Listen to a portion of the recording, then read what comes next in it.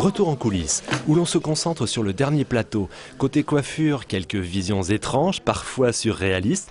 Pour le maquillage, paillettes et bandes de vinyle constituent la base de travail d'Hervé. Là, on est en train de s'occuper du plateau maquillage exagéré. C'est la féminité, mais très exagérée. C'est une inspiration Pat McGrath.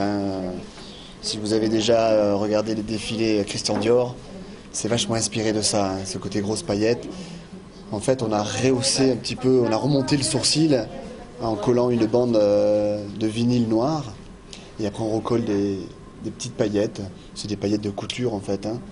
Donc, on les colle juste en dessous pour reformer, comme si c'était un fard à paupières. Camille, elle va représenter le cerf. Voilà, un très joli cerf. Donc, elle va avoir des bois, là, à la coiffure, qui vont monter.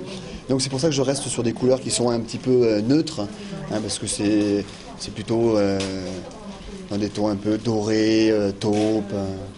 Et je vais peut-être faire une bouche, j'ai pas encore décidé, mais une bouche assez sombre.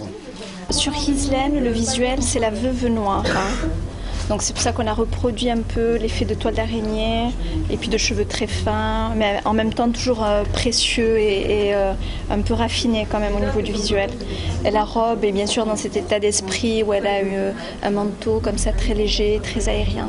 On a d'abord fait une base de tresses puisque c'était initialement l'accessoire était travaillé avec des tresses. Donc on a d'abord fait des tresses avec les cheveux de Rizienne parce que c'est les cheveux très longs.